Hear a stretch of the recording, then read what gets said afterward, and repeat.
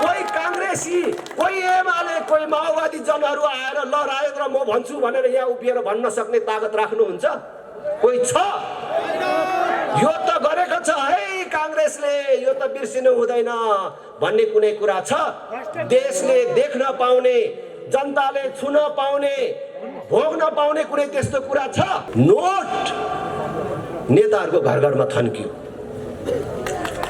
कमिसनको नाममा अनेक ढङ्गले गरेको भ्रष्टाचारको पैसा ब्याङ्कमा राख्न त आम्दानीको स्रोत देखाउनु पर्यो।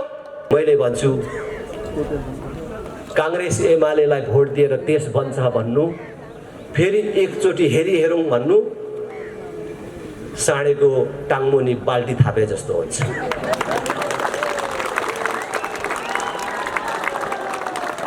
साँडेको टाङमुनि बाल्टी थापेर दुध आउँछ? गोठमा बाँधेर राखेको गाईबस्तु होइन। उनीहरूले भन्छ नि जनता सार्वभौम छ भन्छ नि, हो जनता सार्वभौम छ, जनता बुझ्ने भयो भन्ने प्रमाणित गर्नको लागि पनि यी पार्टीहरूलाई हराएर देखाउनु पर्छ। भारतभन्दा अमेरिका भन्दा जेठो विश्वको यो प्राचीन देश आज कसरी मागी खानेहरूको देश भयो? आज किन उनीहरूको अगाडि हामी हात थापी खाने भयौं? 31 वर्ष भयो त कांग्रेसहरूले, एमालेहरूले, माओवादीहरूले प्रजातन्त्र, लोकतन्त्र, गणतन्त्रको नाममा देशमा शासन चलाएको। आज यिनीहरूको कार्यकालमा 1000 मान्छेले कहीँ एकै ठाउँ काम गर्न पाउने एउटा उद्योग धन्दाको स्थापना गर्न सके?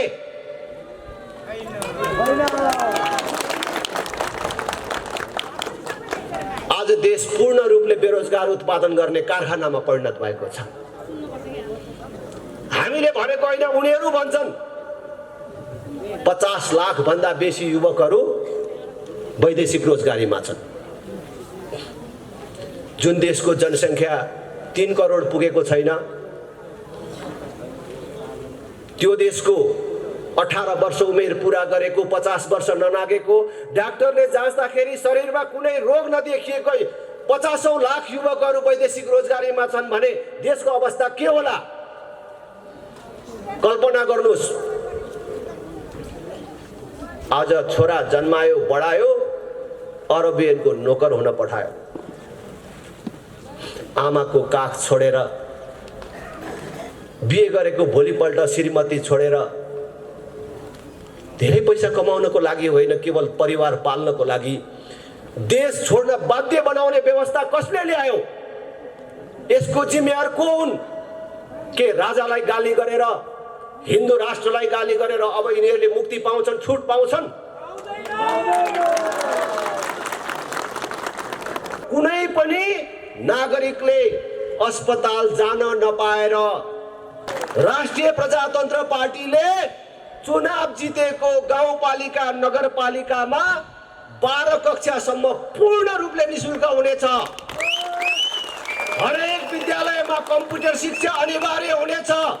बाल कक्षाहरूलाई अहिले तपाईहरुको गाउँघरमा मोन्टेसरीको नाममा स्थापना गरेका बाल विद्यालयहरू छन् नि, त्यो स्तरको हामीले विकसित गरेर लैजाने छौं। आधारभूत स्वास्थ्य सेवा निशुल्क गर्ने छौं। त्यसकारण एकचोटी राष्ट्रिय प्रजातन्त्र पार्टीलाई साथ दिनुस्। मलिनुस् यो कांग्रेस एमाले माओवादीसँग। जुन पार्टीहरूले 31 वर्ष मौका पाउँदाखेरि केही गर्न सकेनन्।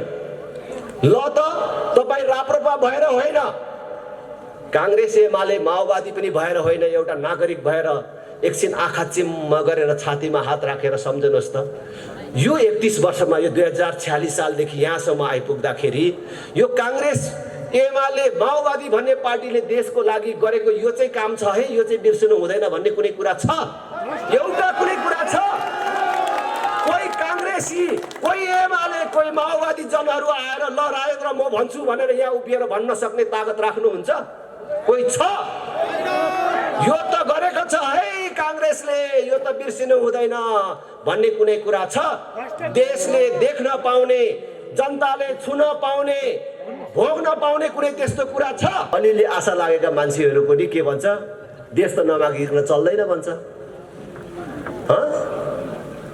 सबै पार्टीका नेताहरू एक स्वरमा भन्छ विदेशीले सहयोग नदिकन कसरी देश बन्छ, यस्तो अति राष्ट्रवादी कुरा गरेर हुन्छ भन्छ।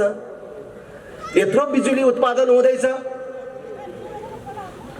यो बिजुली भारतलाई बङ्गलादेशलाई नबेच्ने हो भने यहाँ कहाँ लगाउनु भनेर भन्छ। एउटा नेता निस्केन, एउटा पार्टी निस्केन, यो बिजुली विदेशीलाई नबेचेर पनि हाम्रै देशमा खपत गरेर पनि हामीले हाम्रो देशलाई सुन्दर बनाउन सक्छौँ र यो बिजुली यही उपयोग गर्न सक्छौँ भन्ने योजना ल्याउँदैन। जसले 1000 मान्छेलाई रोजगार दिने उद्योग खोल्छ त्यसलाई 10 वर्ष हामी कर फ्री गर्छौँ, बिजुलीमा पनि छुट दिन्छौँ। जसले 5000 मान्छेलाई रोजगार दिने उद्योग खोल्छ त्यसलाई 20 वर्ष करमा छुट दिन्छौँ। यस्तो किन भन्न सक्दैन? यसो गर्यो भने हाम्रो बिजुली कसलाई बेच्नुपर्छ? यही खपत हुन्छ। हाम्रो भाइ छोराले 30-40 हजार कमाउनको लागि, केवल परिवार पाल्नको लागि विदेशीको नोकर हुन जानुपर्ने अवस्था किन आउँछ? भ्रष्टाचारका ठुल्ठुला कुराहरू आयो भने सबै पार्टीको नाम एकै ठाउँ जोडिन्छ।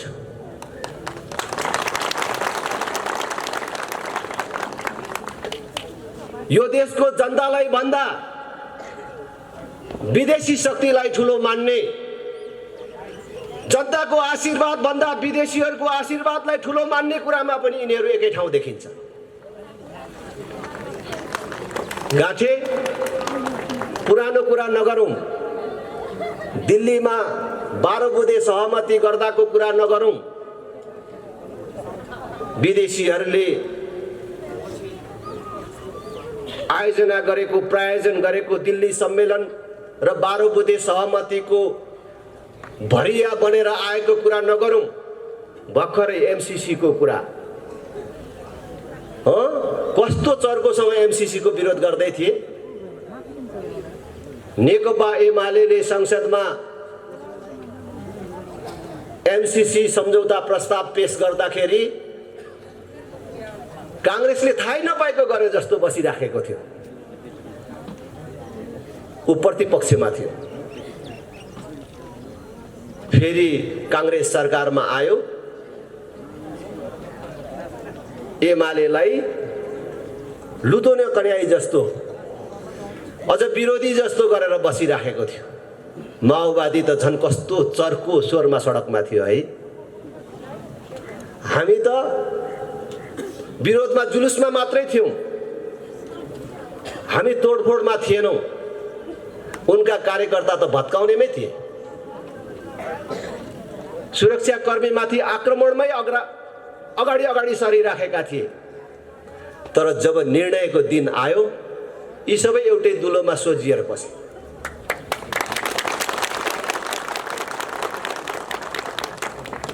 इनका सब क्रियाकलापले देखिन्छ यिनीहरूको नाम अलग हो, साइनबोर्ड अलग हो, अफिस अलग हो,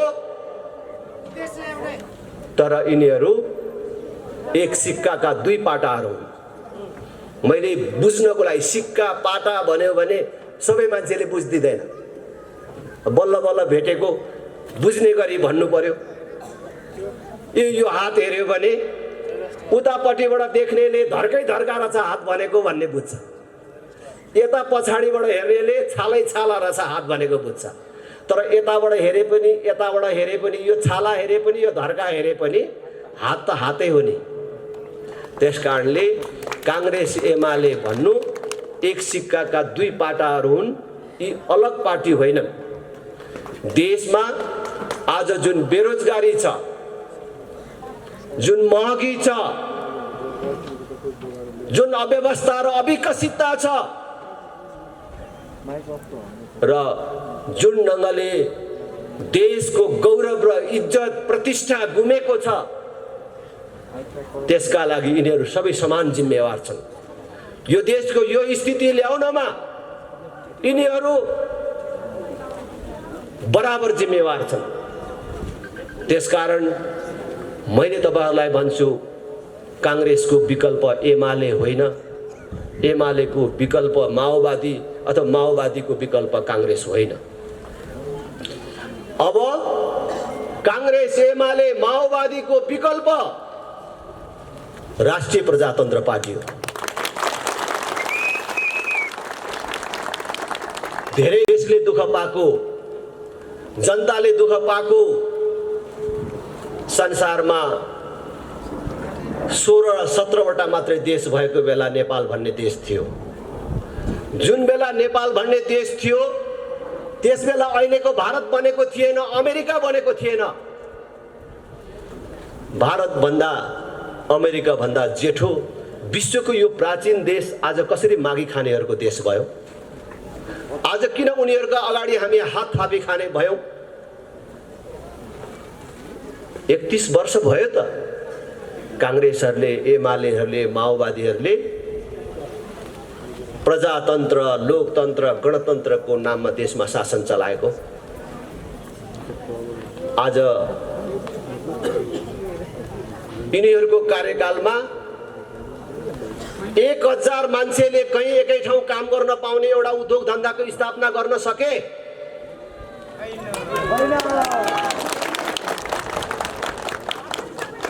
आज देश पूर्ण रूपले बेरोजगार उत्पादन गर्ने कारखानामा परिणत भएको छ। हामीले भनेको होइन, उनीहरू भन्छन्। 50 लाख भन्दा बेसी युवकहरू वैदेशिक रोजगारीमा छन्। जुन देशको जनसङ्ख्या 3 करोड पुगेको छैन, त्यो देशको 18 वर्ष उमेर पूरा गरेको, 50 वर्ष ननागेको, डाक्टरले जाँच्दाखेरि शरीरमा कुनै रोग नदेखिएको 50औं लाख युवकहरू वैदेशिक रोजगारीमा छन् भने देशको अवस्था के होला? कल्पना गर्नुहोस्। आज छोरा जन्मायो, बढायो, अरबियनको नोकर हुन पठायो। आमाको काख छोडेर, बिहे गरेको भोलिपल्ट श्रीमती छोडेर, धेरै पैसा कमाउनको लागि होइन, केवल परिवार पाल्नको लागि देश छोड्न बाध्य बनाउने व्यवस्था कसले ल्यायो? यसको जिम्मेवार को हुन्? के राजालाई गाली गरेर, हिन्दू राष्ट्रलाई गाली गरेर अब यिनीहरूले मुक्ति पाउँछन्, छुट पाउँछन्?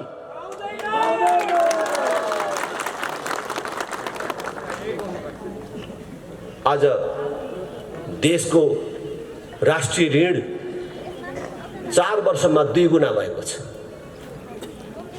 4 वर्ष अगाडि संघीयता कार्यान्वयन हुनुभन्दा अगाडि राष्ट्रिय ऋण 8 खरबमा थियो, अहिले 17 खरब भन्दा बेसी पुग्यो। हरेक व्यक्तिलाई भाग गर्यो भने 60,000 70,000 कति पर्छ भनेर साथीहरू भन्दै थियो। ऋण मात्रै बढेको छैन, यही बीचमा करको दर र दायरा कुन ढङ्गले बढ्यो तपाईहरुले आफै अनुभव गर्नु भएको छ। केही वर्ष अगाडिसम्म के कुरामा कर लाग्छ भनेर हामीले यसो सम्झिनु पर्थ्यो, तर आज के कुरामा चाहिँ कर लाग्दैन भनेर हामीले सम्झनु पर्ने भएको छ। कर नलाग्ने कुनै क्षेत्र छैन। करको दायरा पनि त्यसरी नै बढेको छ भने दर पनि हिजो 17 रुपैयाँ लाग्ने ठाउँमा आज 1700 र 7000 सम्म लाग्न थालेको छ। तर यति धेरै ऋण लिएर, यति धेरै कर तिरेर हामीले कसलाई पोसिराखेका छौं?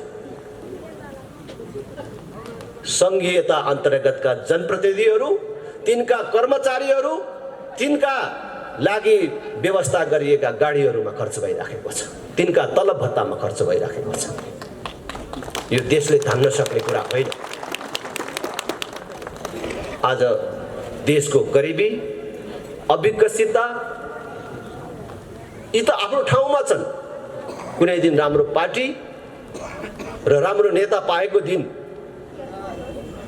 यी सब चिज ठिकमा आउला, तर त्यो भन्दा पनि खतरनाक कुरा यी ठुला राजनीतिक दल हुँ भन्नेहरूको केटाकेटी व्यवहारको कारण वैदेशिक सम्बन्धलाई सत्ता प्राप्त गर्ने र सत्तामा बस्नेले सत्तामा टिकिराख्ने अस्त्रको रूपमा प्रयोग गर्न खोजेको कारण आज अन्तर्राष्ट्रिय जगतमा नेपालको विश्वसनीयता गुमेको छ मात्रै होइन,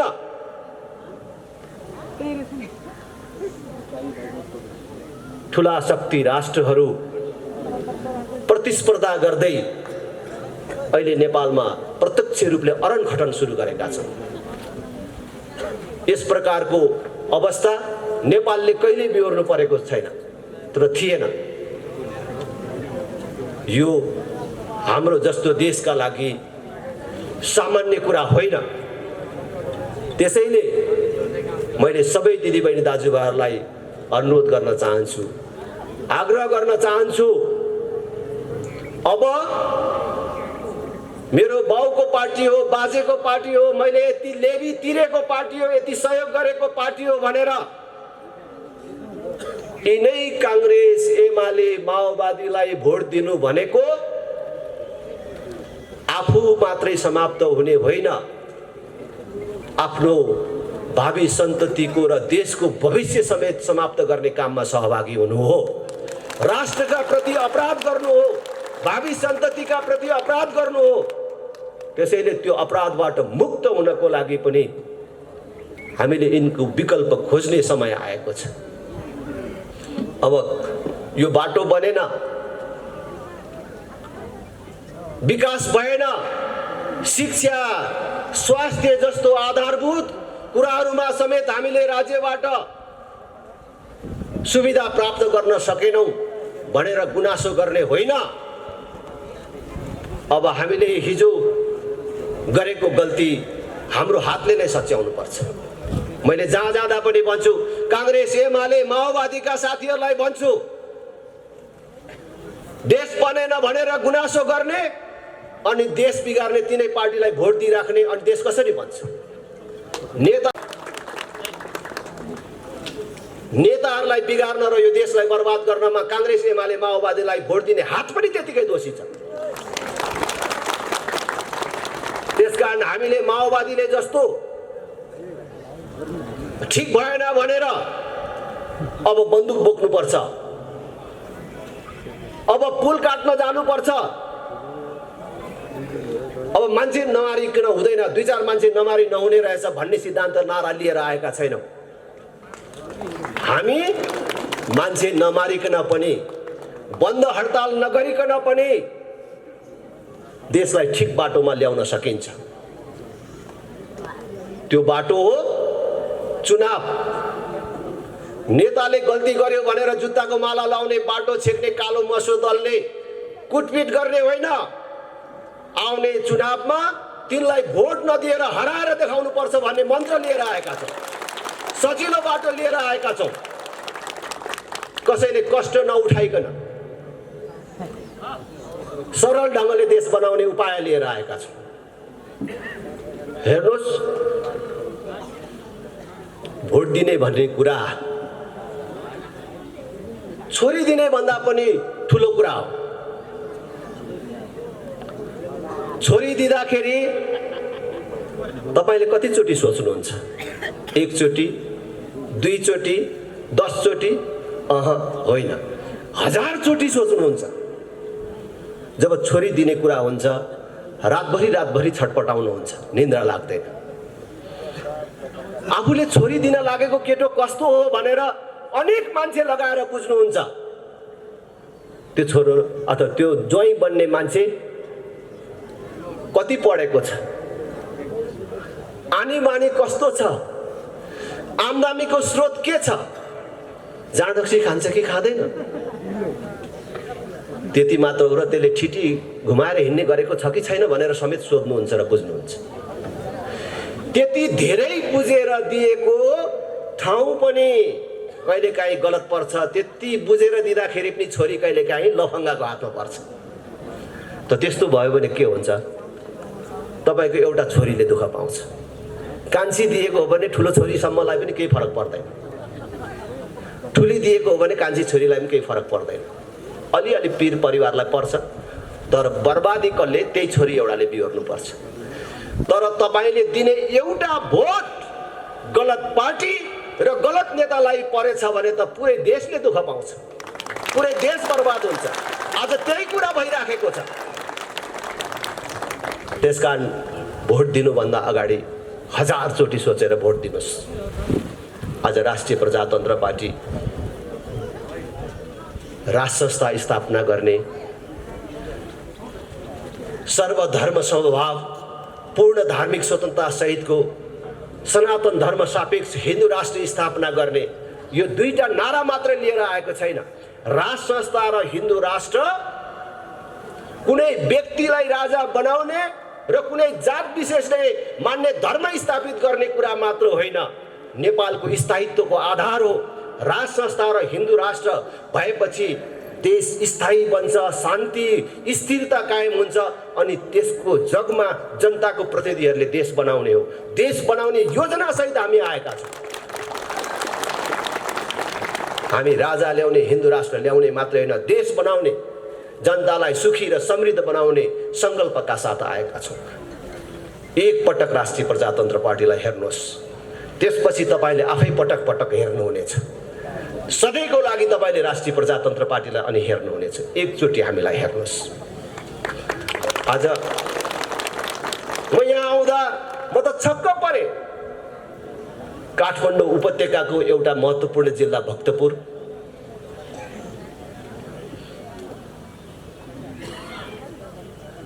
राजधानीसँग जोडिएको भक्तपुर, यो ऐतिहासिक नगरी चाङ्गु नारायणको बाटोको यो हाल देखेर म छक्क परे।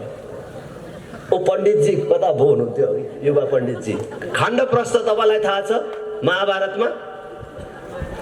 महाभारतको खाण्डप्रस्थ जस्तो देखे। महाभारतको खाण्डप्रस्थ तपाईँहरूले सुन्नु भएको छ? जब हस्तिनापुर माथि कौरवहरूले हस्तक्षेप गरे अथवा छलछामबाट पाण्डवहरूको हातबाट कौरवहरूले हस्तिनापुर लगे, पाण्डवहरूलाई पनि कुनै राज्य दिनुपर्ने भयो, कहीँको त राजा मानिदिनु पर्ने भयो भन्दाखेरि उनीहरूलाई एउटा यस्तो ठाउँ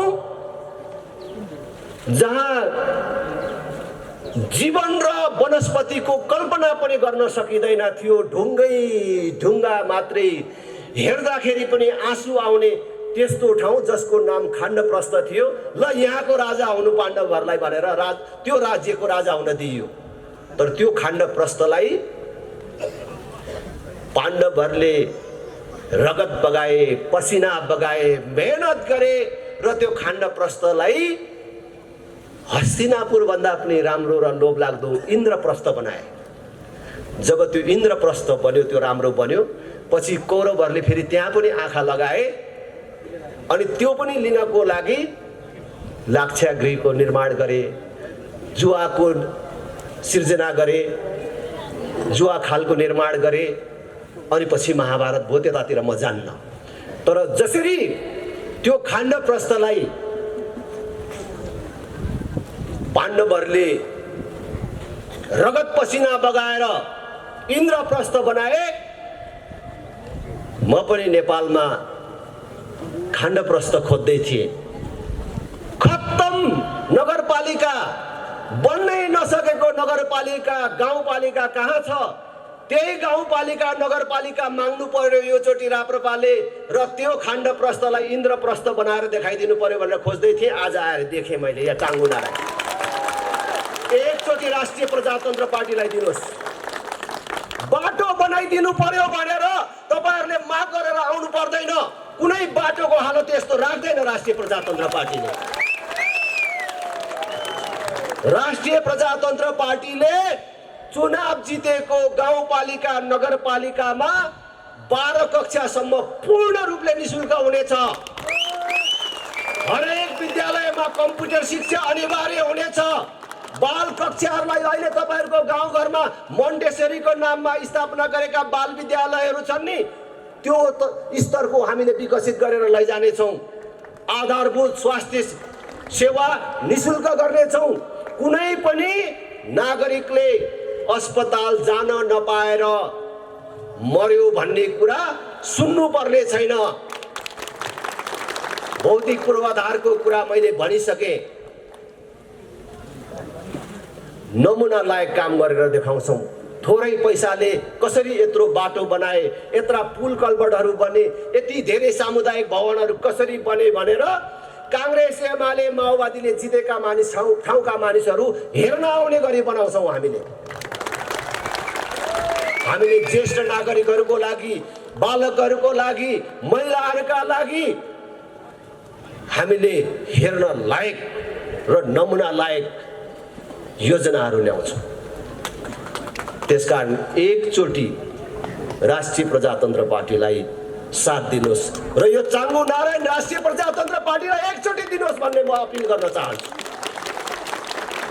यस्तो बिजोग काठमाडौँसँग, राजधानीसँग जोडिएको जिल्लाको, नगरको हालत यो के हो? यस्तो यो त मेरो सुदूर गाउँमा पनि छैन। यस्तो हामीले जितेको गाउँमा यस्तो छैन। हामीले जितेको गाउँमा पहिले यस्तै थियो। कालो पत्रे सडक कस्तो छ हेर्नको लागि कि बिहार जानु पर्थ्यो कि सहरमा जानु पर्थ्यो। तर आज कालो पत्रे सडकले नछोएको कुनै वार्ड छैन। हाम्रो गाउँका छोराछोरीहरूले 12 कक्षासम्म निशुल्क पढ्न पाउँछन्। हरेक नागरिकका छोराछोरीले दिनमा 1 घण्टी कम्प्युटरसँग खेल्न पाउँछन्। एकचोटि यो चाङ्गु नारायण पनि हामीलाई दिनुहोस्। म यही अपिल गर्न चाहन्छु। नअल्मलिनुहोस् यो कांग्रेस एमाले माओवादीसँग। जुन पार्टीहरूले 31 वर्ष मौका पाउँदाखेरि केही गर्न सकेनन्, ल त तपाईँ राप्रपा भएर होइन, कांग्रेस एमाले माओवादी पनि भएर होइन, एउटा नागरिक भएर एकछिन आँखा चिम्म गरेर छातीमा हात राखेर सम्झनुहोस् त।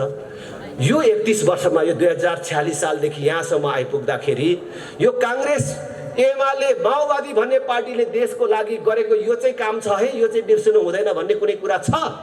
एउटा कुनै कुरा छ? कोही कांग्रेसी, कोही एमाले, कोही माओवादी जनहरू आएर ल राजेन्द्र म भन्छु भनेर यहाँ उभिएर भन्न सक्ने तागत राख्नुहुन्छ? कोही छ?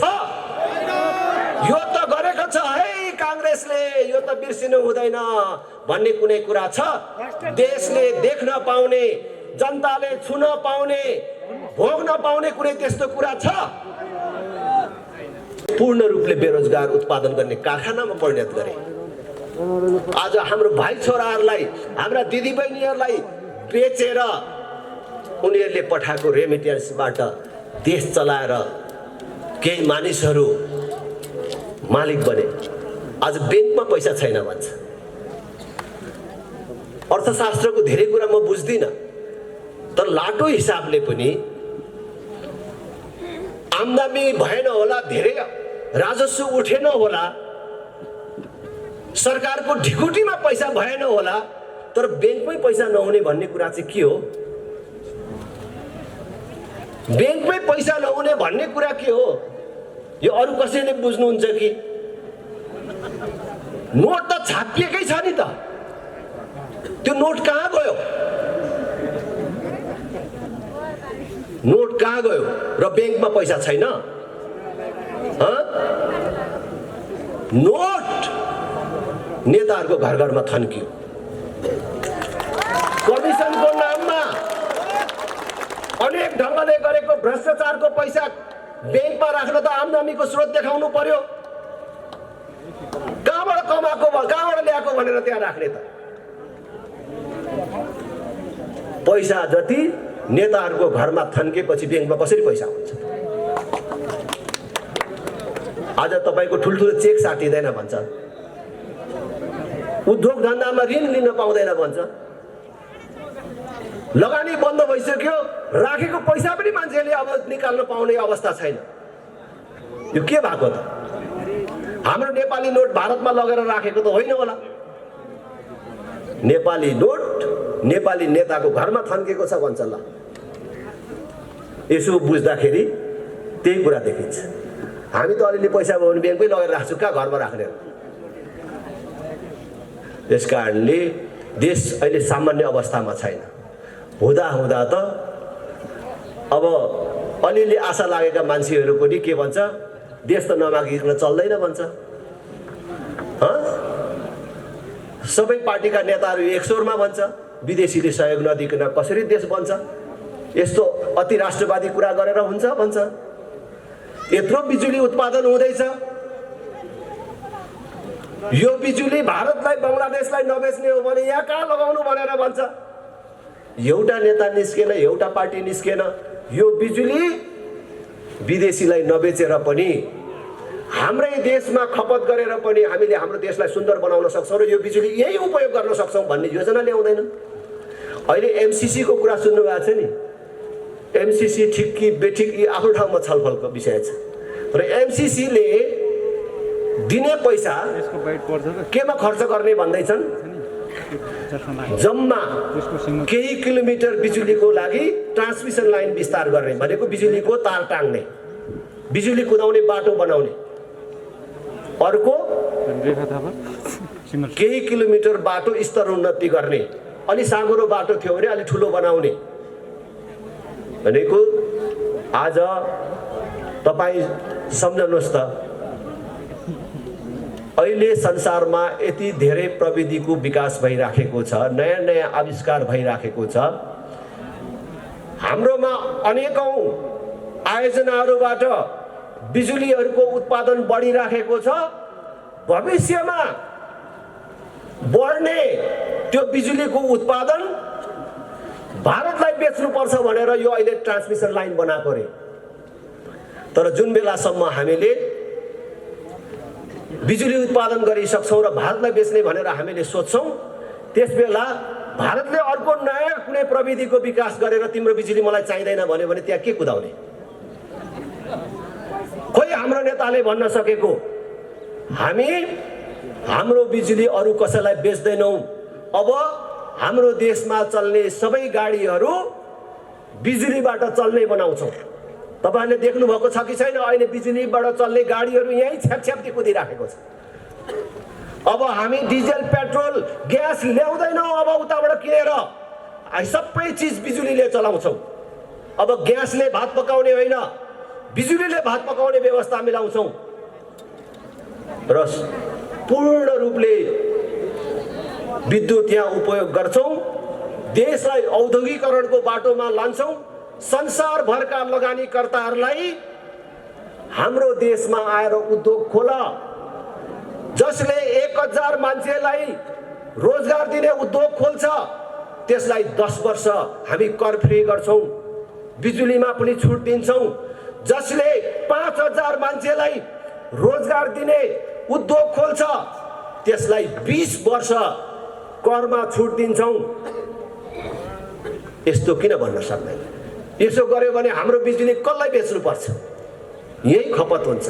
हाम्रो भाइ छोराले 30-40 हजार कमाउनको लागि, केवल परिवार पाल्नको लागि विदेशीको नोकर हुन जानुपर्ने अवस्था किन आउँछ? यही देशलाई बनाउन सकिन्छ, तर यस्तो कुरा गर्दैन। आज उनीहरू त विदेशीको शरणमा परे, तर आउने भावी सन्ततिलाई समेत र आम देशलाई समेत विदेशीको सहयोग नलिकन देश बन्दैन भन्ने तर्फ लैजान खोजिराखेका छन्। आज हामीले भन्न सक्नुपर्छ, हामी हाम्रो ठाउँमा हाम्रो पैसा खर्च गरेर, हाम्रो नाममा ऋण लिएर तिमीलाई बिजुली लाने बाटो बनाउँदैनौ। भारत तिमीलाई बिजुली चाहिन्छ भने तिमीले नै यहाँ ट्रान्समिसन लाइन बनाएर लैजाऊ भन्न सक्ने तागत हामीले राख्नुपर्छ। तर आज नेताहरू पराधीन भए, जसको कारण आज देश दिन दुगुना रात चौगुना एउटा असफल राष्ट्रको बाटोमा गइराखेको छ। त्यसैले मैले भन्छु, कांग्रेस एमालेलाई भोट दिएर देश बन्छ भन्नु, फेरि एकचोटि हेरी हेरौँ भन्नु साँडेको टाङमुनि बाल्टी थापे जस्तो हुन्छ।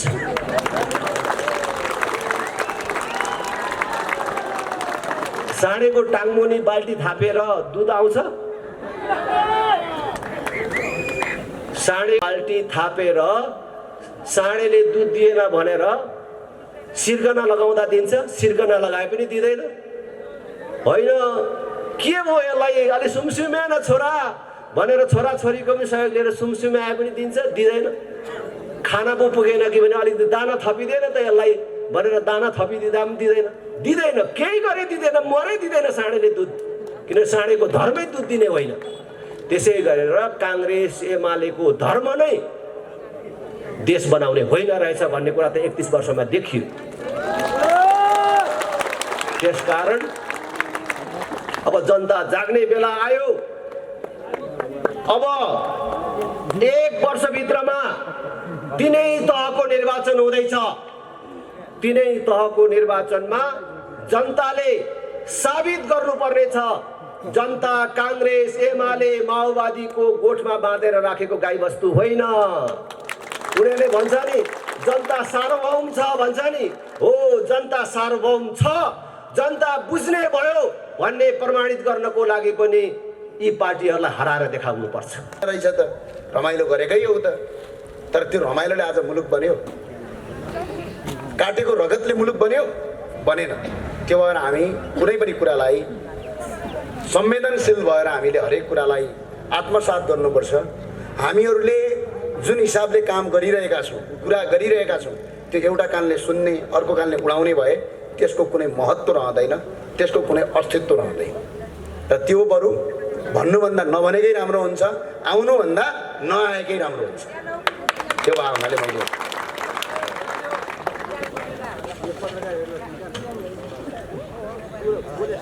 सर्वप्रथम त यस राष्ट्रिय प्रजातन्त्र पार्टी सागु नारायण नगरपालिका वडा नम्बर 8 का आजको यस कार्यक्रमका सभापतिज्यू, त्यसै गरी राष्ट्रिय प्रजातन्त्र पार्टीका उपाध्यक्ष विक्रम पाण्डेज्यू, त्यसै गरी राष्ट्रिय प्रजातन्त्र पार्टीका सहमहामन्त्रीज्यू, प्रवक्ताज्यू र त्यसै गरी आजका यस राष्ट्रिय प्रजातन्त्र पार्टीका सबै यहाँ आएर उपस्थित हुनुभएका राष्ट्रप्रेमी साथी र पत्रकार मित्रहरूमा स्वीकार्नुहोस् जय नेपाल।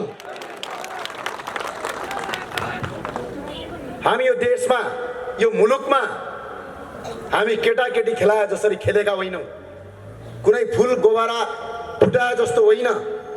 यो देशमा यी भ्रष्टाचारीहरूका विरुद्धमा लड्दाखेरि आफ्नो ज्यानलाई आहुति दिन सक्ने दम र क्षमता राख्न सबैलाई म हार्दिक अपिल गर्छु। रमाइलो लाग्छ नि, किन लाग्दैन? फिल्ममा गए ताली पड्काउन पाइन्छ।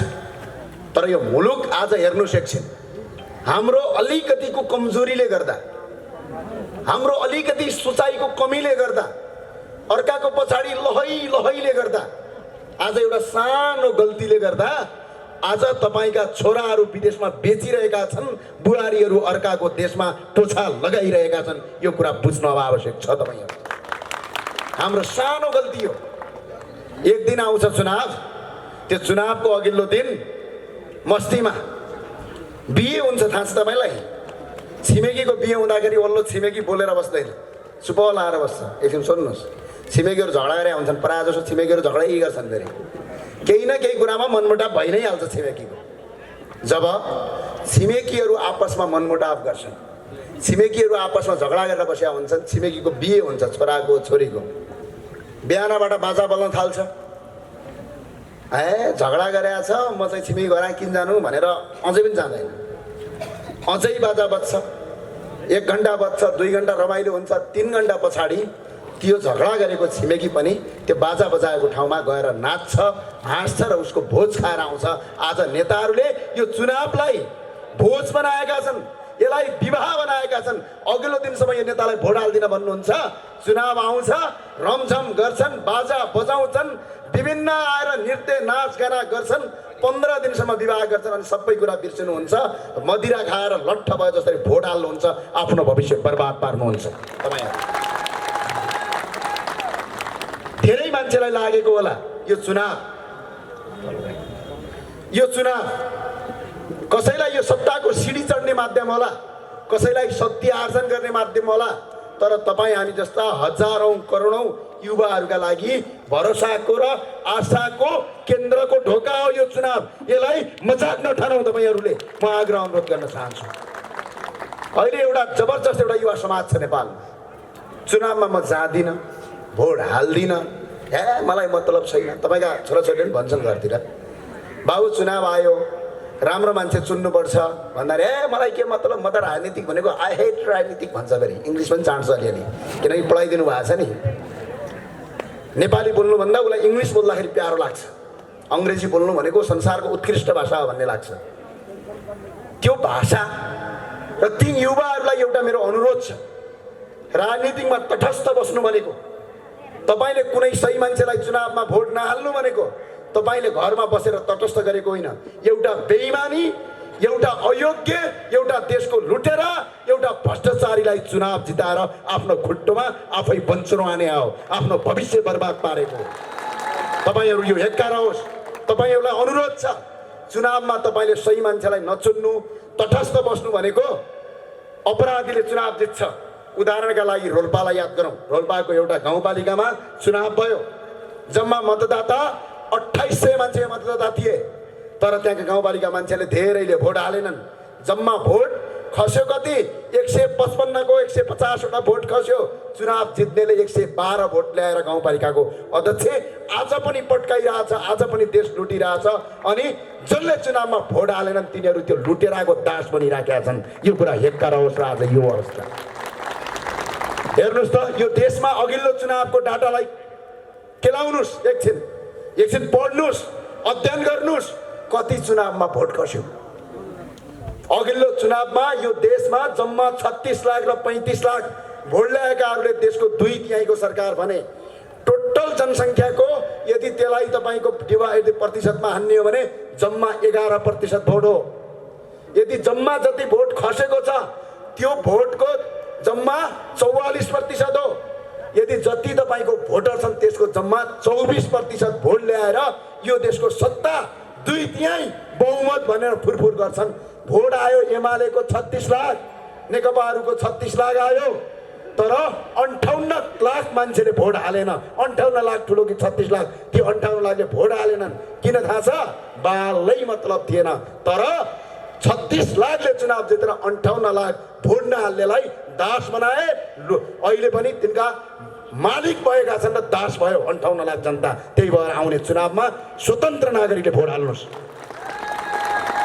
यो सामान्य कुरा होइन तपाईँलाई मजाक लाग्यो होला भन्नुहुन्थ्यो त बेला बेला ओहो युवा चाहियो आहा लेखिहाल्छन् आजभोलि आहा कस्तो मलाई कहिलेकाहीँ हेर्दाखेरि पनि अचम्म लाग्छ ती युवा साथीहरू ती बुद्धिजीवी वर्ग भनाउँदाहरू के गर्छन् थाहा छ मेक्सिकोमा 35 वर्षको एउटा विद्यार्थी राष्ट्रपति भयो फेसबुकमा स्टाटस लेख्छन् हाम्रो देश बुढा नेताहरूले बिगारे हौ लौ त्यो भएर हामी मेक्सिकोको राष्ट्रपति युवा चाहियो भन्छौँ अनि हामी जस्ता 30 वर्षका युवा यो राष्ट्रिय प्रजातन्त्र पार्टीको प्रवक्ता छौँ हामीलाई समर्थन गर्नुको सट्टा कुरा काटेर बस्छन् अनि यस्ता युवा हुन्छन् अनि यसरी हुन्छ मेक्सिकोको 35 वर्षको मान्छे प्रधानमन्त्री राष्ट्रपति भयो भनेर ट्विट गर्छन् केही भनाउँदा बुद्धिजीवीहरू केही भनाउँदा पत्रकार होइन पुत्रकारहरू भनाउँदाहरू भन्छु जो एनजिओ आइएनजिओको फन्ड मात्र यिनीहरू चल्छन् यिनीहरूका मालिकहरू नेपाली होइनन् मालिक पनि विदेशी छन् यिनीहरूका हामीलाई थाहा छैन भने नेपालमा पत्रकारिता क्षेत्रमा आम सञ्चारको क्षेत्रमा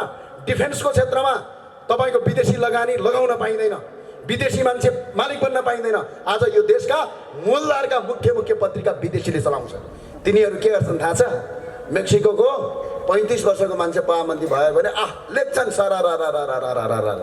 तर जब यो देशको एउटा विद्यार्थी राजनीति गर्ने उमेरको राजेन्द्र लिङ्गदेल यो देशको पार्टीको अध्यक्ष 30 वर्षको मान्छे म यो देशको प्रवक्ता छु हाम्रा विरुद्धमा लेख्न पाए अरू केही गर्दैनन् र विरुद्धमा ट्विट गर्छन् अनि 70 वर्षका केपी ओली र शेरबहादुर देवाललाई भोट हाल्छन् अनि यो देश अनि यही हो अवस्था यही हो अवस्था भन्ने बेला विदेशका युवालाई अस्ति एकगरी खतरा भयो कि फ्रान्समा एकजना मान्छे राष्ट्रपति भए सायद भर्खरकै छन् धेरै उमेरका छैनन् नेपालभरि हुटिङ चल्यो जब एकजना युवा एउटा पार्टीमा चुनाव लड्यो त्यो युवाको जमानत जफत गराए यिनीहरूले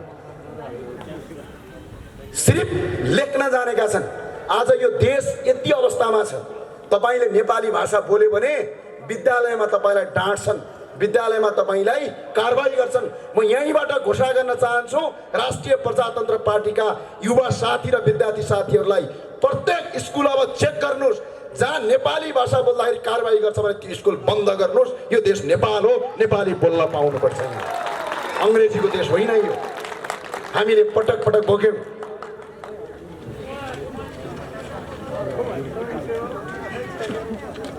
हेर्नुहोस्, अचम्म छ। कहिलेकाहीँ अचम्म लाग्छ मलाई, यति सुन्दर देश छ है, मलाई रमाइलो लाग्छ। हामी बस्न पाछौँ। भारतमा हामी पढ्दाखेरि यस्तै कार्यक्रम हुन्थे, एसी नलगाइकन, फ्यान नचलाइकन कुनै पनि कार्यक्रम गर्न सकिँदैन। आज पनि भारतमा, साउदी अरबमा एसी नलगाएर हिँड्न पनि सकिँदैन। अमेरिका कस्तो देश छ थाहा छ तपाईँलाई? अमेरिकाको धेरै भूभाग चिसोमा उभिन नसक्ने चिसो, गर्मीमा सहन नसक्ने गर्मी हुन्छ।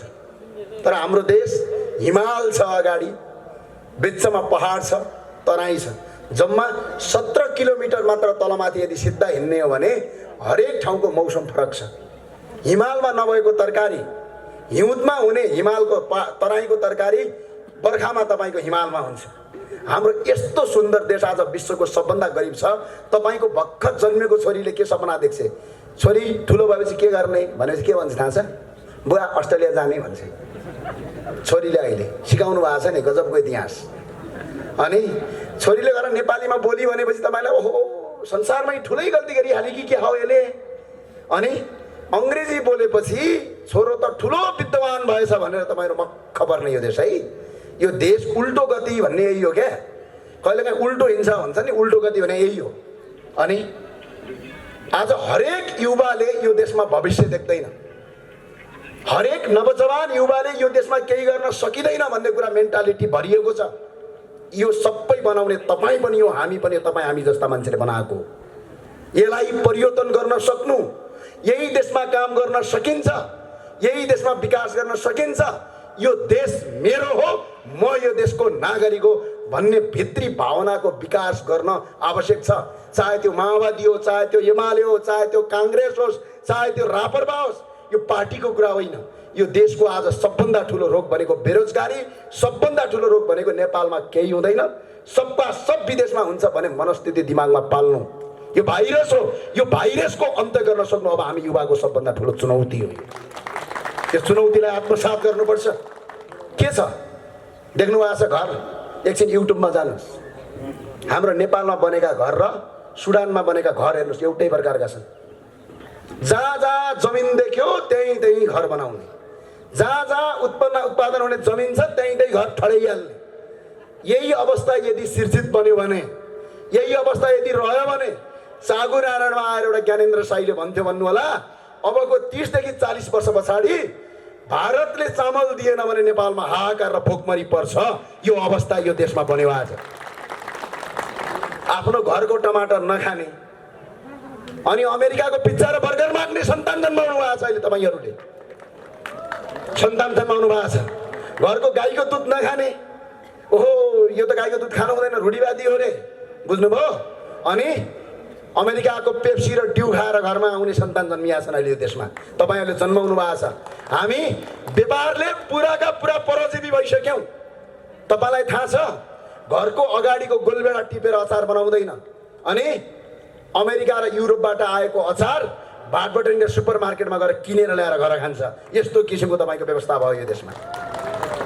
एकभरि मलाई अचम्म लाग्यो, अचार खानु पर्यो भने गएँ म।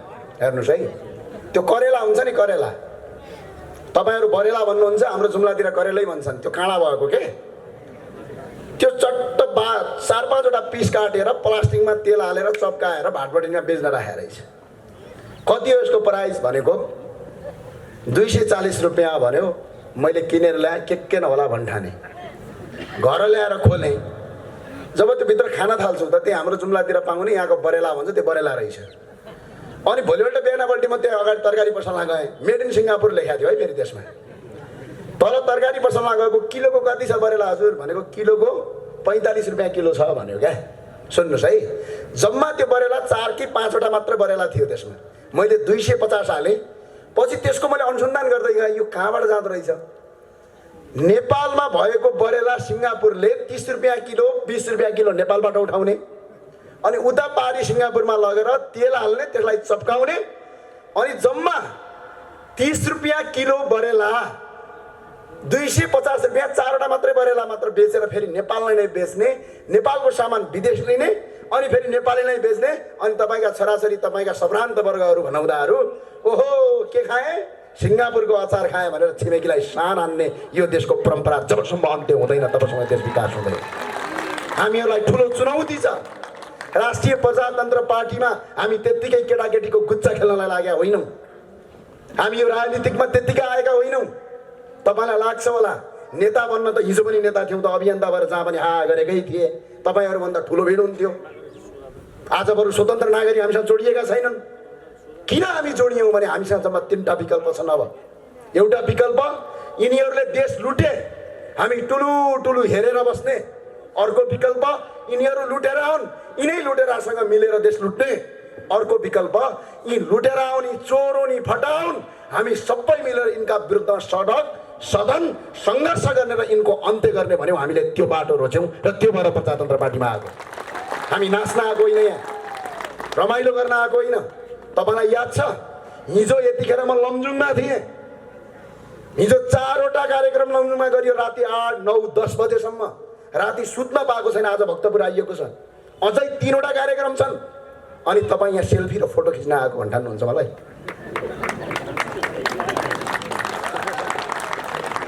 तपाईँहरू सबैलाई मेरो अनुरोध छ, नेता भ्रष्टाचारी भयो भन्नुहुन्छ अनि कार्यकर्ता खुबै गतिला हुनुहुन्छ नि। किन नेता भ्रष्टाचारी हुन्छ? पेट्रोल हाल्दै भन्छन् कार्यकर्ताले, कार्यकर्ताको गर्लफ्रेन्डलाई जागिर लगाइदिए भन्छ।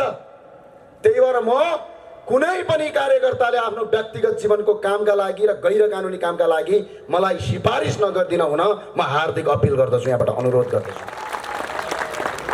किन हुन्छन्?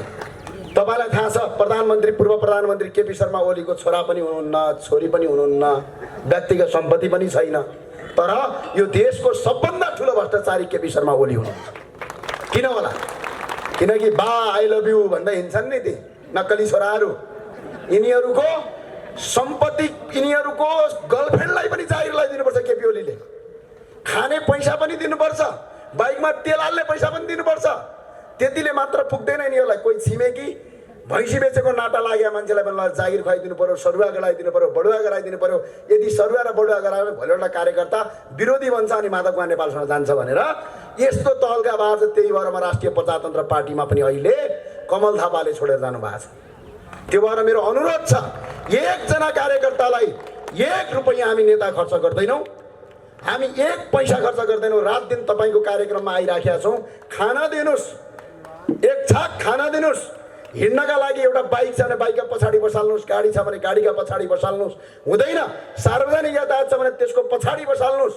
हामीसँग रगत छ, केही गर्न सक्ने सोच छ, आशा छ, भरोसा छ। यसका लागि तपाईँ साथ दिनुहोस्। 20 वर्ष यो देशमा काम गरौँ, त्यसपछि देश विकास भएन भने भन्नु होला। यो देश विश्वको सुन्दर देश बनाउन सक्छौँ हामी। देखि नै हामी नेताका पछाडि दौडिने। अहिले नै यहाँ राजा साहबले कार्यक्रम गर्नुभएको छ, थाहा होला यो पीडा, मैले भन्नु पर्दैन। अहिलेदेखि नै दाई भन्ने, होइन दाई तेल हालिदिनुहोस् त्यही भएर कार्यक्रममा आइन भन्ने। के का लागि हामीले तेल हालिदिने तपाईँहरूलाई? के का लागि हालिदिने? भोलि यो देश बन्यो भने हाम्रा सन्तान मात्रै पढ्ने हुन्, यो देश विकसित भयो भने हाम्रा सन्तानले मात्रै भोग्ने हुन्। नेता पनि बन रे, पैसा पनि देऊ रे, बाइकमा तेल पनि हालिदेऊ रे, कार्यक्रम पनि गरिदेऊ रे, चिया नास्ता पनि खुवाइदेऊ रे। ए बाबा हामी विनोद चौधरी हो भने नेता जस्तो भिकारी कोही पनि हुँदैन। तपाईँ धनी हुनुहोस्, हामी गरिब हुन्छौँ। हामी गरिब भयौँ भने तपाईँहरू जनता धनी भयो भने बत्ता देश बन्ने हो। संसारको सबभन्दा देश कतिखेर गरिब हुन्छ भने नेता धनी भयो भने देश बर्बाद हुन्छ। हामीलाई गरिबै हुन दिनुहोस्, तर 1 छाक खान दिनुहोस्, काहीँ भेटेको बेला चिया खुवाउनुहोस्। अनि यसो नगर्नु, कहिलेकाहीँ कार्यक्रममा जान्छु म, ओ ज्ञानेन्द्र चाहिँ आछ हा भन्छन् पहिला है, मन्दिरमा गएर टिका लगायो। अनि हामी त 10 रुपियाँ दिने हो पुजारीलाई, किन छैन हामीसँग।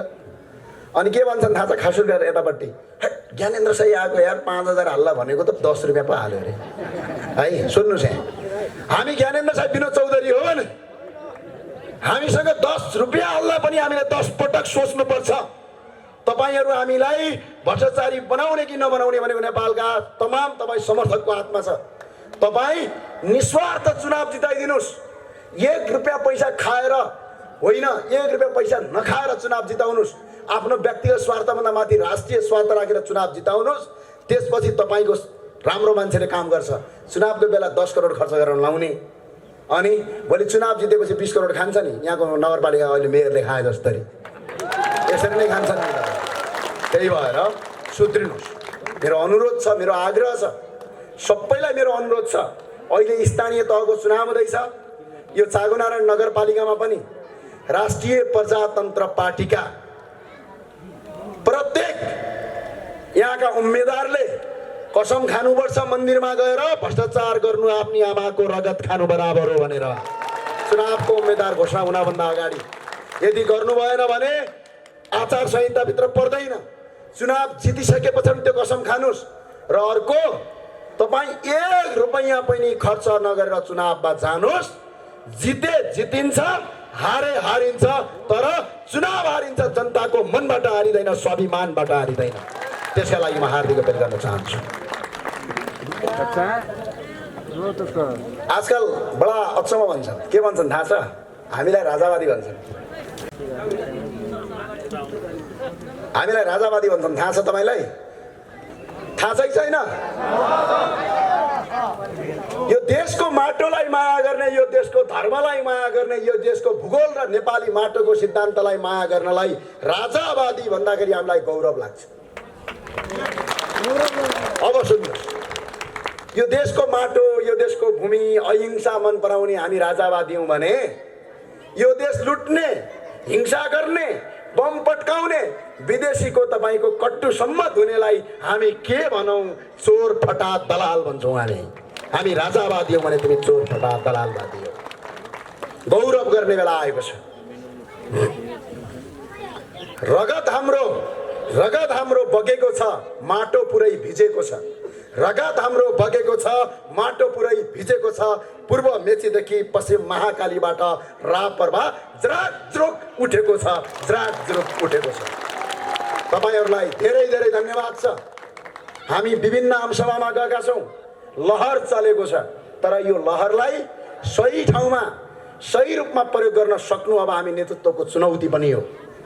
यसलाई हामीले सही ठाउँमा सेफ ल्यान्डिङ गर्नुपर्छ। आज कार्यकर्ताहरू, पार्टीका विभिन्न नेताहरू उनका पार्टी छोडेर यहाँ आएका छन्, त्यत्तिकै आएका छैनन्। राजेन्द्र लिङ्गदेलज्यूको सोच, हाम्रा पार्टीका नेताहरूको विचार र आजसम्म भ्रष्टाचार नगरेका कारणले जनता जोडिएको हो। यी जनतालाई सही ठाउँमा राख्नु हाम्रो अब कर्तव्य हो। झुक्ने छैनन्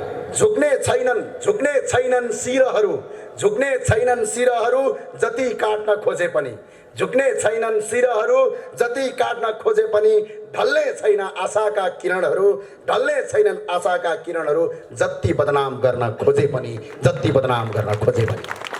म आज चाहन्छु तपाईँ जति सक्नुहुन्छ विभिन्न पार्टीका साथीहरू हामीलाई खोइल्याउनुहोस्। तपाईँको जति हिम्मत छ अझै नङ्ग्याउनुहोस्, किनकि हामी गल्ती गरेका छैनौँ। हिम्मत छ ज्ञानेन्द्र साईले 10 रुपियाँ खायो भन्ने, ल हिम्मत छ भने निकाल अडियो काण्ड, निकाल भिडियो काण्ड। एकपटक मैले भनेको थिएँ, के थाहा छ? यो देश तपाईँ हाम्रा पुर्खाले आर्जेका हुन् भनेको थिएँ, अनि यो देश के अङ्ग्रेजका पुर्खाले आर्जिया हो? हामी नेपालीकै पुर्खाले आर्जेको।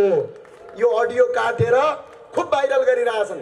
अझै काट, अझै हाल, अझै भाइरल गर यो, किनकि यो देश आज पनि हामी छाती खोलेर भन्छौँ तपाईँ हाम्रा पुर्खाले आर्जेको हो, अङ्ग्रेजका पुर्खाले आर्जेका होइन। के गल्ती गरियो?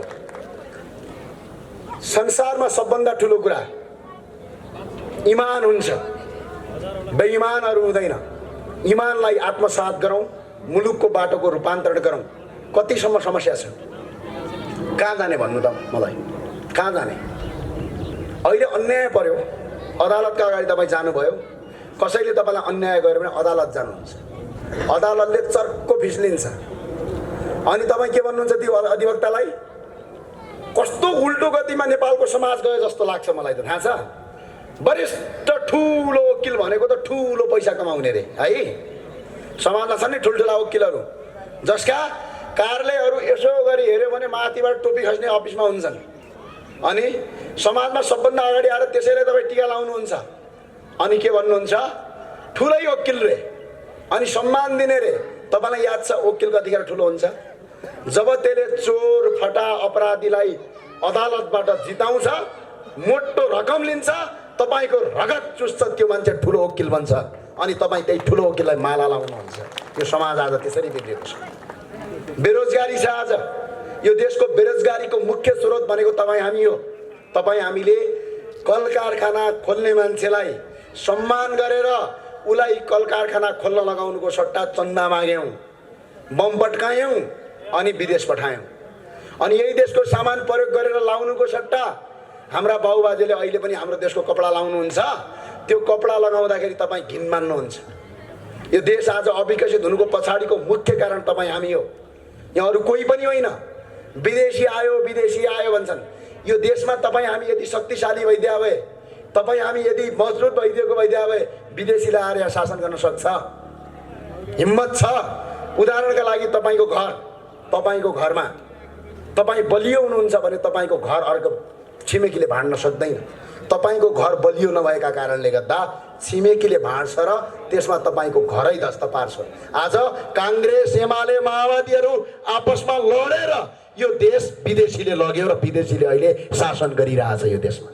हिजो नेपाल प्रहरीको आइजिपी बनाउनका लागि इन्डियन एम्बेसीलाई सोध्ने रे, ए बाबु सोध्छौ किन, ढोटी टोपी फुकालेर जाऊ न, पाउ पर, त्यसपछि यो देशमा तिमीलाई जनताले गद्दार हो भनेर घोषणा गर्नेछन्। यस्तो अवस्था आयो आज देशमा। थाहा छ तपाईँहरूलाई, बिहान बेलुका यो देशमा केही पनि हुँदैन भन्ने विकास भयो। शिक्षाको बारेमा अलिकति कुरा गर्न चाहे। त्रिचन्द्रमा हामी पढ्दाखेरि हामी 3 जना साथी थियौँ। एकजना साथी कलेजै नआउने, जहिले पनि त्यसको होमवर्कसम्म हामीले गरिदिनु पर्ने, आउँदैन आउने। ऊ त्यहाँ मत्स्य गाउँतिरको एकजना नेवार समुदायको साथी हुनुहुन्थ्यो।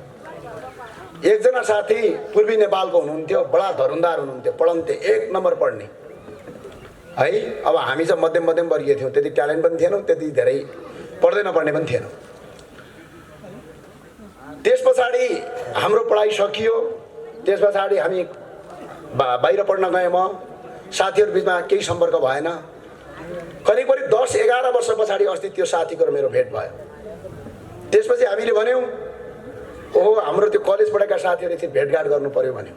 हामी भेटघाट गऱ्यौँ। जो हाम्रो कलेजमा, हाम्रो स्कुलमा जुन टपर थियो नि, त्यो टपर अहिले पनि 35,000 रुपैयाँमा अर्काको स्कुलमा पढाउने काम गर्छ। हाम्रो ब्याचमा जो सबभन्दा तपाईँको लुजर थियो नि, जसले पढ्न पनि राम्रोसँग आउँदैन थियो, त्यो अहिले 65 जना मान्छेलाई रोजगारी दिएर बसेको छ। अब तपाईँहरूले मलाई भनिदिनु पर्यो, म विद्वान कसलाई भन्नु? मेरो कलेजमा A²+B² जानेको टपरलाई म विद्वान भनौँ कि? सर्टिफिकेट होइन भने ऊ त PhD पनि गरिसक्यो, करिब PhD को लाइनमा छ। अब 1-2 वर्षपछि डाक्टर साहब बन्छ। अब म त्यसलाई विद्वान भनौँ कि जो आफै उभिन नसकेर अर्काकोमा जागिर खाएर बसिराखेको छ? त्यसलाई म विद्वान भनौँ कि जसले आफू त बाँचेको छ, 65 जनाको परिवार पनि पालेको छ र 65 जनालाई रोजगार पनि दिएको छ, तर त्यसको सर्टिफिकेट ISC पनि पास गरेको छैन। अब म विद्वान कसलाई भन्नु? नेपाली सोसाइटीले, नेपाली समाजले A²+B² जानेका रटन्ते बहादुरलाई विद्वान भन्छ, जसले क्रिएसन गरेर काम गरे त्यसलाई गवार भन्छ। जबसम्म यो देशमा यो किसिमको पद्धतिको अन्त्य हुँदैन तबसम्म यो देशमा केही पनि हुँदैन। यो अब हामीले चुनौतीका साथ अगाडि गर्नुपर्छ। म अहिले पनि विद्वान त्यो सर्टिफिकेट लगेकोलाई भन्दिनँ। विद्वान जसले आफूले मात्र जानेन, अरूलाई सिकायो र अरूलाई पेट पाल्न सिकायो, विद्वान मेरा लागि त्यो हो। मेरा लागि त्यो टपर हो। त्यसका लागि मैले आग्रह गरेँ, अबको शिक्षा नीति बिल्कुलै परिमार्जन गर्न आवश्यक छ। तपाईँहरूलाई थाहा छ, तपाईँका छोराछोरी जति पढे त्यति बिग्रिया किन हुन्छन्? एकछिन सम्झिनुहोस् त। यो देशमा बेरोजगारको छ। 8 क्लास पढेको मान्छे कोही बेरोजगार छ? 5 क्लास पढेको छ, काम गर्छ क्या? कि त श्रमको काम गर्छ, कि त मेकानिकलको काम गर्छ, कि त खन्ने काम गर्छ। यो देशमा सबभन्दा बढी बेरोजगार, सबभन्दा बढी डिग्री पढेको मान्छे छ। किन बेरोजगार होला? किनकि हामीले त्यो शिक्षामा आजसम्म जो नेपालको शिक्षा छ, त्यो शिक्षाले गरी खान सिकाएन। सिर्फ बेरोजगार उत्पादन गर्ने अङ्ग्रेजको एउटा कल्पना थियो, कसरी इन्डिया र साउथ एसियनहरूलाई बेरोजगार बनाउने, डफर बनाउने, त्यो शिक्षा नीति लागू गरेर आज हरेक जनता आज बेरोजगार छ। आफ्नो देशप्रति माया गर्नुको सट्टा विदेशप्रति माया गर्छ, अङ्ग्रेजप्रति माया गर्ने बनाएका छन्। त्यही भएर अबको हाम्रो विकल्प यो शिक्षा नीतिलाई व्यापक परिमार्जन गर्न आवश्यक छ, होइन भने यो देश बच्दैन, यो मुलुक बच्दैन। तपाईँहरूले चुनाव किन हारेको थाहा छ? सम्झिनुहोस् त एकछिन। जो कर्मले हिन्दू हो है, यसो हात गर्छ, रक्तिम क्रान्तिकारी भन्छ, गएर जसले हिन्दू धर्ममा छ त्यसैलाई भोट हाल्छ। सम्झिनुहोस् एकछिन। तपाईँ जो कर्मले हिन्दू हुन्छ, जो तपाईँ जन्मले हिन्दू हुनुहुन्छ, जसले यो देशको हिन्दूलाई मार्यो, जसले मन्दिरमा मान्छे काट्यो, जसले मन्दिरमा गएर दिशा गर्यो, आज उसैलाई तपाईँले चुनाव जिताएर 64 सालमा सबभन्दा ठुलो दल बनाएन। किन? किनकि तपाईँको सोच, तपाईँको विचार बिल्कुलै विदेशवादी बनेको छ। यसलाई परिमार्जन नगर्दासम्म राष्ट्रिय प्रजातन्त्र पार्टीले चुनाव जित्दैन। यसलाई परिमार्जन गर्न आवश्यक छ। आज अघि नै भनिसक्नुभयो, एउटा किराँतको छोरा, धर्ममा अहिले पनि हाम्रो अध्यक्षले कोलममा किराँत लेख्नुहुन्छ। एउटा किराँतीको छोरा यो देशमा हिन्दू धर्म बचाउनुपर्छ भन्नुहुन्छ। जो कर्मले, जुन जन्मले हिन्दू हुनुहुन्छ, तिनीहरू हिन्दू धर्म मास्नेलाई भोट हाल्नुहुन्छ। अनि तपाईँको हातभन्दा बेइमानी, तपाईँको हातभन्दा त्यो बेइमानी हात संसारमा कुनै पनि हात हुँदैन जसले आफ्नो घर आफै भत्काउनका लागि मतदान गर्छ। त्यो भएर तपाईँ अब नयाँ किसिममा अगाडि बढ्नुहोस्। हामीले धर्मलाई, यो देशको धर्मलाई सिर्फ हामीले धर्म मात्र होइन, हामीले सपना देखेका छौँ। यो देशमा आज पनि विश्वको सबभन्दा दुईवटा ठुला धर्म, एउटा हिन्दू, एउटा बुद्ध, अर्को किराँत। यी दुईवटा धर्मको पवित्र स्थल यो देशमा छ। आज पनि मठ मन्दिरको देश हो, यो देवी देवताको देश हो। यो देशमा हामीले यो धर्मलाई यदि अर्थतन्त्रमा हामीले परिमार्जन गऱ्यौँ भने, जसरी मक्का मदिना जाँदाखेरि हज कमिटीहरूका मुसलमानहरू गएर झन्डै साउदी अरबको 24% GDP तपाईँको मक्का मदिनाको हजबाट आउँछ। हामी विश्वका 121 करोड हिन्दू धर्मावलम्बीहरूलाई यो देशमा यदि ल्याउन सक्यौँ, यो मुलुकमा यदि ल्याउन सक्यौँ र तिनीहरूको 10% मात्र मान्छे नेपाल ल्याएर नेपालमा दर्शन गर्न सक्यौँ भने यो देशमा बेरोजगारीको अन्त्य हुन्छ, यो देशका होटलहरूको हाई हुन्छ, यो देशको GDP बढ्छ, यो देश काया पलट गर्छ भनेर हामीले हिन्दू राज्यमा आएको, त्यत्तिकैमा आएको होइन। अर्को कुरा गरे, राजा मागिरहेछन् यिनीहरू भने। हामीले राजा रहरले मागेको होइन, अर्थात् राजा आउलान् र हजुर हामीलाई मन्त्री बनाइदिलान् भनेर मागे होइन। राजाले मन्त्री बनाउने हो र मन्त्री त जनताले बनाउने हो। हामीले राजा माग्नका 3वटा कारण छन्। पहिलो कारण, अहिले युट्युबमा जाने, तपाईँले भिडियो हेर्ने, राजा महेन्द्रको बेलायत भ्रमण हेर्ने, राजा वीरेन्द्रको अमेरिका भ्रमण हेर्ने, राजा ज्ञानेन्द्र शाहको भारत भ्रमण हेर्ने, अनि त्यहाँ चुप्प लाग्ने, त्यहीमा फेरि गएर खोज्ने। राष्ट्रपति डाक्टर रामवरण यादवको अमेरिका भ्रमण हेर्ने, महारानी राष्ट्रपति विद्यादेवी भण्डारीको भारत भ्रमण हेर्ने, अनि त्यसपछि हेर्ने तपाईँ यदि नेपाली हो भने तपाईँको शिर झुक्छ, तपाईँ लासले भुतुक्क हुनुहुन्छ। राजा विदेशीलाई दास बनाउनलाई पनि यो देशमा आवश्यक छ भनेर हामीले राजतन्त्रको परिकल्पना गरेका, हामीले त्यत्तिकै गरेका होइन। घर बिना तपाईँलाई थाहा छ, मौरीको घार देख्नु भएको छ? घारभित्र एउटा रानी मौरी हुन्छ। ती मौरीहरू, त्यो रानी मौरी नहुँदाखेरि पनि उड्न सक्छन्, उडेर केशर ल्याउन सक्छन्, तर त्यो रानी मौरी नभयो भने तिनीहरूले कहिले पनि महको चाका बनाउन सक्दैनन्। किन? यिनीहरू एक अर्कासँग लडेर मर्छन्। आज राजा नहुँदाखेरि काङ्ग्रेस, कम्युनिस्ट, एमालेहरू एक अर्कासँग सडकमा नाराबाजी र झगडा गरेर यो देश बर्बाद पारे। त्यही भएर राजा एकताको सूत्र हो, त्यही भएर हामीले राजाको आवश्यकता ठान्यौँ यो देशमा, हामीले त्यत्तिकै होइन। अर्को कुरा याद गर्नुभएको छ, कहिलेकाहीँ यसो टिभी हेर्नुहोस्, विदेशको एउटा राजदूत आउँछ, सिधै ढोका ढकढक गर्छ, सभामुखलाई आफ्नै निवासमा बोलाउँछ। विदेशको एउटा राजदूत आउँछ, प्रधानमन्त्रीलाई आफ्नै निवासमा बोलाउँछ। राष्ट्रपतिको अगाडि जान्छ, उफर गौडी हालेर बस्छ, यस्तो उफर गौडी, बुझ्नुभयो? तर हिजो राजा वीरेन्द्रले उफर गौडी हालेर बस्नुहुन्थ्यो, अमेरिकन राष्ट्रपति झुकेर बस्थ्यो। त्यो भएर हाम्रो देशमा राजाको आवश्यकता छ भने त्यत्तिकै भनेका होइनौँ। यो देशको शान हो, यो देशको मान हो, यो देशको इज्जत हो, यो देशको प्रतिष्ठा हो राजतन्त्र। राजतन्त्र कोही कसैको विदेशीको दास हुँदैन। यो देशमा यदि कसैलाई सबैभन्दा बढी यो देशको माया छ भने राजाभन्दा अरू कसैलाई पनि माया हुँदैन, किनकि यो देश राजाको सम्पत्ति हो, सम्पत्तिको माया सबैलाई हो। तपाईँलाई उदाहरणलाई सुन्नुहोस् त, एउटा घरमा तपाईँ भाडामा बस्नुहुन्छ, घरको माया त्यो भाडामा बसेको मान्छेलाई हुन्छ कि घरमुलीलाई हुन्छ? भन्नुहोस् त, कसलाई हुन्छ? यो देश राजाको घर, राजा यो देशको घरमुली हो। यी अहिले दलका नेताहरू भाडामा बसेका, भाडामा आएका मान्छे हुन्, त्यही भएर यसलाई देशको माया छैन, त्यही भएर यो देशलाई करणकार गरिराखेका छन्। धेरै लामो बोल्ने साथी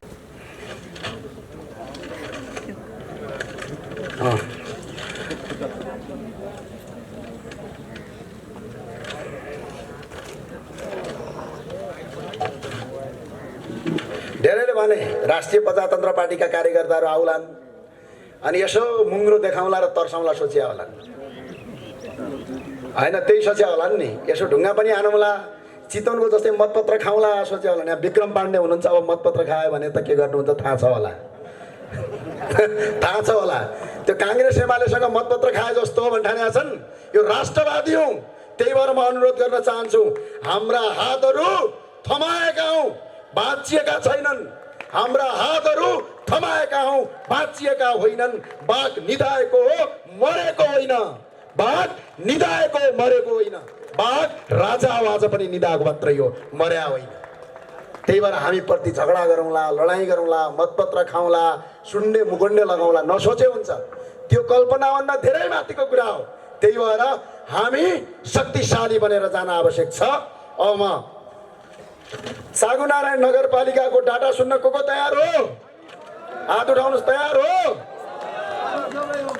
तपाईँ सोधिदिनु होला, सागुनारायण नगरपालिकामा बेरुजो मात्रै यो 3 वर्षमा 14 करोड 45,74,000 रुपियाँ छ। कति छ रे? 14 करोड 14 करोड 45,74,000 बेरुजो छ। पैसा कति आयो होला सोच्नुहुन्छ? 3 अर्ब 34 करोड 71,76,000 रुपियाँ पैसा आएको छ। मोज मस्तीमा सागुनारायण नगरपालिकाका जनप्रतिनिधिहरूले 28 करोड 89,28,000 मोज मस्ती गर्नुभएको छ। एकपटक रापरवालाई जिताउनुहोस्, यही रकम असुल उपर गरेर जनतालाई स्वास्थ्य र शिक्षा निःशुल्क गर्छौँ हामी। अरू कर उठाउनु पर्दैन। हामीले कर उठाउने कुरा गरेनौँ, हामी कर बढाउँदा पनि बढाउँदैनौँ। हामी करलाई पारदर्शिता बनाउँछौँ, भ्रष्टाचारलाई अन्त्य गरेर यो देशमा स्वास्थ्य र शिक्षा निःशुल्क गर्ने प्रतिबद्धता गरेका छौँ। यसका लागि तपाईँको साथ र समर्थन आवश्यक छ। याद छ तपाईँलाई टर्ली बस चल्थ्यो, कहाँ गयो? कागज कारखाना थियो, कहाँ गयो? साराका सारा बेचेर खाने अनि तिनै बेच्नेलाई भोट हाल्ने काङ्ग्रेस कम्युनिस्टका साथीहरू हो। अब किता कार्ड क्लियर भयो। एउटा देशद्रोही भ्रष्टाचारी अपराधीको किता, एउटा राष्ट्रभक्ति र यो देशको धर्म संस्कृति र भ्रष्टाचार विरुद्धको किता। काङ्ग्रेस कम्युनिस्टका जति पनि राष्ट्रवादी साथीहरू छन्, आउनुहोस्, फुलमाला लगाउनुहोस्, तपाईँ गद्दारका विरुद्धमा लड्न हामीलाई साथ दिनुहोस्। हस्, जाँदा जाँदै भन्छु, राष्ट्रिय प्रजातन्त्र पार्टी जिन्दाबाद। जोसान, राष्ट्रिय प्रजातन्त्र पार्टी जिन्दाबाद। भएन, एकछिन मैले फेरि तपाईँलाई भने, एकछिन तपाईँलाई फेरि मैले जहिले पनि फाटाफुट्टा नाम सुनिरहेको हुन्छ। 10 वर्ष भयो फाटाफुट्टा नाम सुनिरहेको हुन्छ। सक्रिय रूपमा राजनीतिमा किन लागेकी होला? यसलाई त देशले माया गरेको छोरी हो, देशले माया गरेको नाम हो रेखा थापा। किन एउटा पार्टीमा मात्रै झुन्निएर एउटा पार्टीको झन्डा मुनि मात्रै बसेर के गर्न खोजे कि भन्ने एक प्रकारको कौतूहलता होला।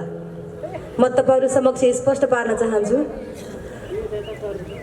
म जति बेला माओवादीमा थिएँ, मलाई माओवादीले प्रत्यक्ष निर्वाचनको लागि पनि टिकट दिएको पात्र हुँ। मलाई कुनै समय 62-63 मलाई मन पर्थ्यो। मलाई मात्र होइन, सिङ्गो नेपाललाई केही गर्छ होला त्यो पार्टीले। यो देशमा व्यवस्था परिवर्तन भइसकेपछि जनताको माझमा सुख सुविधा, समृद्ध नेपाल, दलित मुक्ति, महिला मुक्ति, युवाहरूलाई रोजगार लगायतका जुन जुन मुद्दा उठाएको थियो, त्यो मुद्दा कार्यान्वयन हुन्छ होला भन्ठाने मैले पनि। कलाकार परियो, अलिकति भावनात्मक होइन्छ। म पनि गएँ 7 दिनलाई सिंहदरबार अगाडि। तर जब म भित्र भिज्दै गएँ, मलाई लाग्यो, मलाई अस्ति भर्खर के भन्नु भने, साउजी नभन्नुहोस्, प्रचण्डजीहरूलाई पसले भन्नुहोस् भन्नुभएको छ मलाई। म त पसले भन्न थालेको छु अहिले। विभिन्न पसल खोलेर कङ्ग्रेसको एउटा पसल, एमालेको अर्को पसल, माओवादीको अर्को पसल, त्यो पसलमा बसेर जब मैले महसुस गरेँ माओवादी नामक पसलमा खाद्यान्न खासै हाइजेनिक थिएन, जनताको स्वास्थ्यको लागि हानिकारक खाद्यान्न लाग्यो मलाई। भन्नको तात्पर्य एजेन्डाहरू नेपाली जनतालाई झुक्क्याउने मात्रै थियो। यही हुनुहुन्छ कति दलित समुदायको दिदीबहिनीहरू, तपाईँहरूको मुद्दा कहाँ पुग्यो? तपाईँहरूको काँधमा बन्दुक राखेर यी सबै पार्टीहरूले राजनीति मात्रै गरे र आफ्नो छोराछोरी पढाउनका लागि राजनीति गरे, आफू पैसा कमाउनका लागि राजनीति गरे, आफू धनी हुन, समृद्ध हुन, आफूलाई मात्रै सबै चिज गर्नका लागि मात्रै राजनीति गरेको मैले महसुस गरेँ। पछि मलाई के लाग्यो भने मैले यो साझा परिचय थाँती राखेर मेरो देशको मौलिक पार्टी, मेरो देशको स्वाधीनता जगाउने पार्टी, मेरो देशको यो देशको जति इतिहास छ त्यति नै इतिहासको एउटा हिस्सा हो राप्रपा पार्टी भन्ने महसुस गरेर म राप्रपामा आबद्ध भएँ। यो देश बनाउने पार्टीमा आबद्ध भएँ।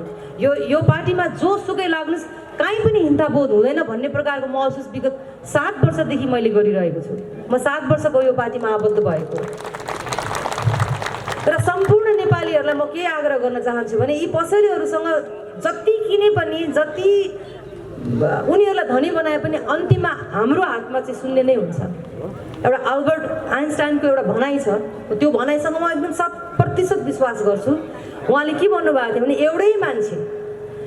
एउटै मान्छेलाई पटक पटक ल्याएर त्यो मान्छेबाट विपरीत, त्यो मान्छेबाट सही प्रकारको अपेक्षा गर्नु भनेको पागलपन हो अरे। हामी अहिले पागलपन जस्तो छैन हामीमा। म माओवादीका साथीहरूलाई भन्न चाहन्छु, हिजो यो व्यवस्था परिवर्तन गरिसकेपछि, एउटा राजालाई फालिसकेपछि एउटा जनताको छोराले यो देश चलाउँछ, जनताको छोराले राज्य चलाउँछ भन्ने प्रकारको जुन भ्रम थियो, म माओवादीका साथीहरूलाई प्रश्न सोध्न चाहन्छु, एमालेका साथीलाई प्रश्न सोध्न चाहन्छु, तिम्रा नेताहरू विगत कति वर्षदेखि राजा बनेर बसिरहेछन्? प्रचण्डजी कति वर्ष भयो राजा भएको? 34-35 वर्ष भएन। एउटै पार्टीमा वर्षौँ वर्ष एकजना मात्रै अध्यक्ष बनिरहन्छ, त्यो निरङ्कुशता होइन। राजतन्त्रलाई निरङ्कुश शासन भनिन्थ्यो। कम्युनिस्टहरूको निरङ्कुशता चाहिँ कहिले पनि महसुस नगर्ने र छाती खोलेर कम्युनिस्टका कार्यकर्ताहरू एकदम छाती खोलेर हामीले राजा फाल्यौँ, हामीले राजतन्त्र फाल्यौँ, हामी चाहिँ एकदम जनताको शासन चलाउने पार्टी हो भनेर भन्न अलिकति पनि लाज लाग्दैन? तिम्रा अध्यक्षहरू वर्षौँ वर्षदेखि तिमीमाथि विचारको शासन गरिरहेछन्, तिमीहरूलाई बन्दी बनाइरहेछन्। त्यो बन्दीबाट मुक्त कहिले हुने? मैले देखेको नेपालीहरू विचारको बन्दी हुनु हुँदैन। नेपालीहरू बहादुर छन्।